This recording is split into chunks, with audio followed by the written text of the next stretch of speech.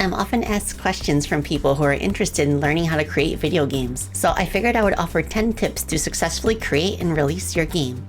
Welcome, I'm Space Sea Bottlatelli, Gadgeteer Bat, and game developer. I am the founder of an indie game studio called Galaxy Trail, and I am the producer of the Freedom Planet series of platform games. My first tip, of course, is to play games.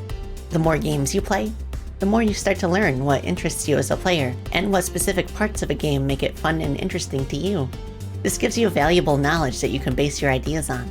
This is why I love fan games so much, because you can learn a lot by recreating your favorite game's mechanics, and from there you can experiment and apply changes until you have something that's uniquely yours. Plus, building your ideas off an existing concept can be much more approachable than trying to reinvent the wheel. My second tip is to play bad games. What I mean by this is to play games that have mixed reviews. I think it's important to understand what can go wrong despite good intentions. Ask yourself, why don't people like this game?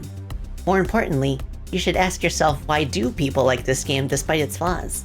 Personally, I have a soft spot for games that have heart and passion behind them despite flawed construction. And I'm sure you can relate.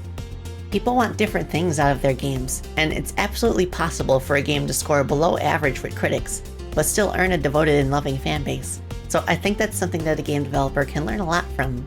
My third tip is to set realistic goals. Many aspiring game developers dream of making an epic open-world RPG with hours of content, a gripping story, and hundreds of weapons and abilities with full character customization. But the more content you add to your game and the more complex it is, the more time and money you need to invest, and that can be a big mistake when you're just starting out. Think about RPGs where you start out fighting smaller enemies, and you don't fight the bigger, badder monsters until you earn more experience points. You want to start by making smaller games that you can finish in around a few weeks, to help build your real-life experience, and to level up your game design skills. I think arcade games in particular are a fantastic starting point for new developers. Many arcade titles only have a single level in them that simply gets harder and faster with each completion, so they have a lot of replay value for how small they are. Even if you're an experienced game developer like me, you will still need to keep your goals reasonable based on the size of your team and the size of your budget. So managing your expectations is a skill that never stops being valuable. Tip number 4. Do not expect a stable income.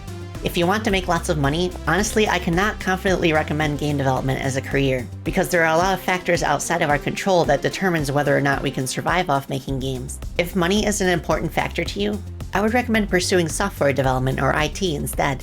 Generally, it's more stable than game development with better employee benefits, at least in the United States. Of course, this doesn't apply if you simply want to make games as a hobby, which I did for nearly a decade before I decided to go commercial. Tip number 5. Know your audience. Chances are that the games you make will be pretty similar to what you enjoy as a player, so it's a good idea to find other players like you to help give you feedback on your game. For example, if you're making a first-person shooter where your character moves really fast, you might consider reaching out to fans of boomer shooters, such as Doom and Ultra Kill, for feedback first. Then after you've built a small community, you could start reaching out on social media to a more general audience that plays first-person shooters of all kinds. The community that you build can also influence the way that your game develops, so that's something to keep in mind as well. Tip number 6. Get hands-on feedback. There's a very large and silent majority of players out there who lack the mechanical knowledge that is shared by most of the gaming community. I've learned a lot from watching this silent majority play, whether it's in a hangout with friends and family, a voice call or a video stream online, or at a gaming convention with crowds of people. I've done all three, and I'm always amazed at how much I learn from actually seeing our players and talking to them. It's helped us make some valuable quality of life changes to our game mechanics that make them easier to understand and more rewarding to use. By the way, before we get into my next tip, I'd just like to thank all of my viewers for your support so far. And if you're new here and enjoyed watching this, please consider dropping a like on the video and subscribing to my channel. You can click the little bell to get notified when I upload videos as well. Thank you all so much. Spot. Tip number 7. Write down everything. If an idea for your game pops into your head, write it down before you forget it. If you figure out a solution to a problem but you're away from your workstation, write it down before you forget it. Bug reports, deadlines, important dates, write it down before you forget it. Write down everything! Write down everything! Write down everything! Our brains are fickle things, and building a game takes so many steps that we're likely to forget something later down the road if we're not keeping track of it somewhere. This is why it's a good idea to write a design document before you even start working on your game. because it gives you and your team a quick and accessible overview of what you want to make. The mechanics, the story, levels, characters, items, and more, all written down for your convenience. It doesn't have to be a single document either. By the time my latest project was done, we had a folder online with almost 100 documents, filled with various notes about things. It's a little disorganized, but I'm so glad we had access to all of that information with the click of a button. And it made the final weeks of development a lot less stressful. Write down everything!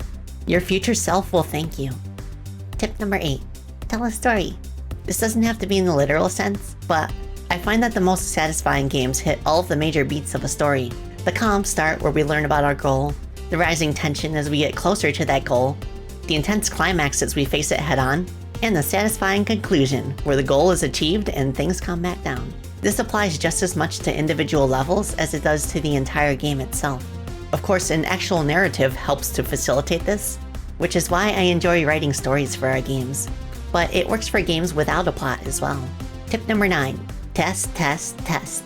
Test, test, test, I'm gonna test all the bugs tonight! As a game developer, I've spent well over half my time just testing things out to make sure they work okay. This isn't just about fixing bugs and problems either. It's also about polish and difficulty balancing. Just a few small changes can mean the difference between somebody having a good time with it or shutting it down in frustration. It's amazing and actually kind of very scary to me. With that in mind, I definitely recommend bringing in as many testers as you can, who can give you constructive feedback. They can also pay attention to parts of the game that you have long since forgotten about, especially for bigger games. I also recommend bringing in brand new testers when your game is almost done, because by that point, your original testers will probably be too good at the game, and just like the development team, are more likely to miss problem areas. I'm so glad we live in an era of patches and online updates, because thankfully it isn't too much of a problem to update your game after release if you miss something or want to address any feedback from your customers. My final tip to aspiring game developers: release your game. As creators, we all strive for perfection in some way, some of us more than others. But here's the thing about perfectionism, and I truly believe it. A perfect video game can never be released, because as soon as it is, it stops being perfect. Games are meant to be experienced, and I would much rather play somebody's slightly flawed game than to try and imagine it in my head for all eternity. There is a popular quote of unknown origin that is often attributed to Super Mario Bros. Creator Shigeru Miyamoto.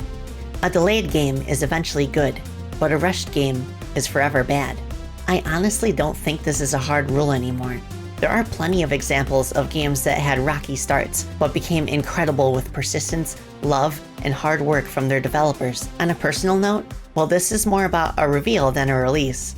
I often lament the fact that we announced Freedom Planet 2 too early in its development cycle, before we even had gameplay to share.